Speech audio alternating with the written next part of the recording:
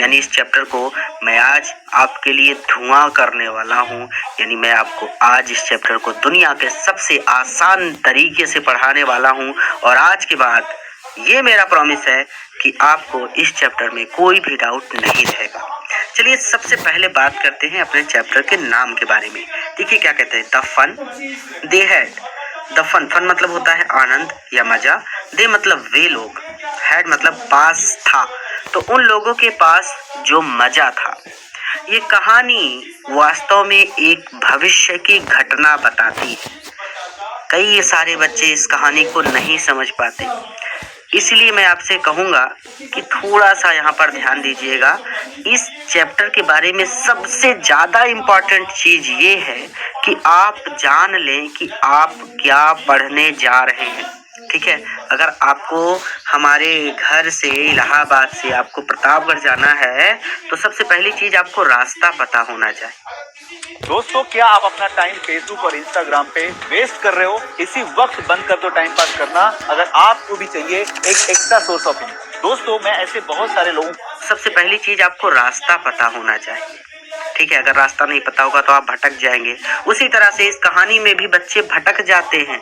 बहुत सारे बच्चों को मैंने भटकते देखा।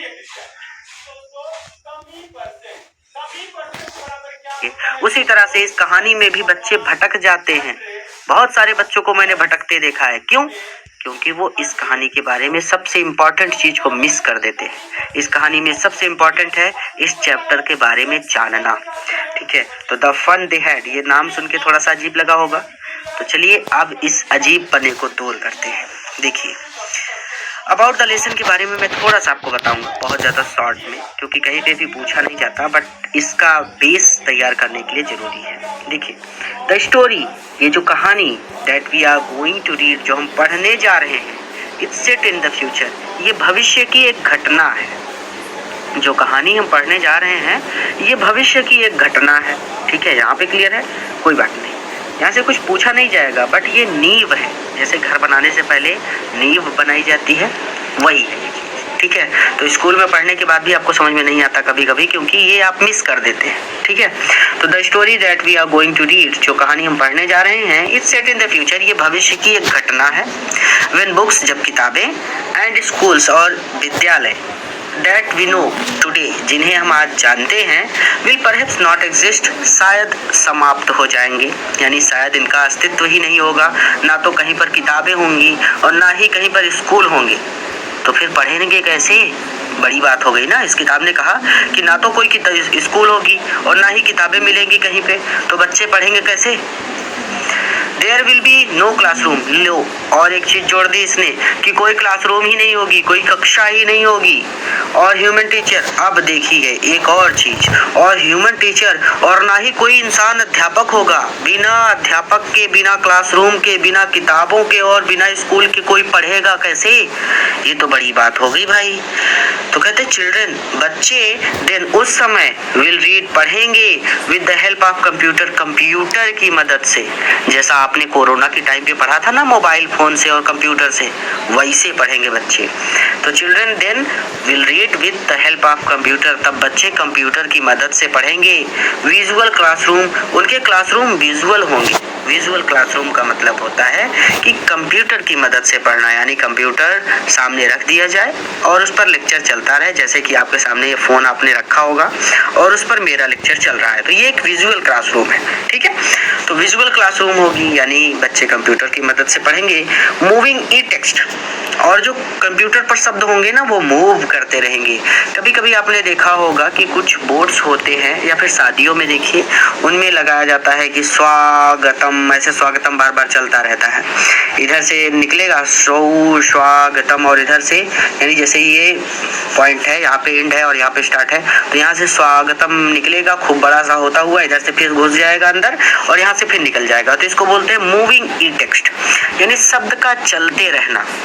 तो चलते हुए शब्द होंगे। एंड इवन रोबोटिक टीचर्स, और उनके जो टीचर होंगे वो रोबोट होंगे।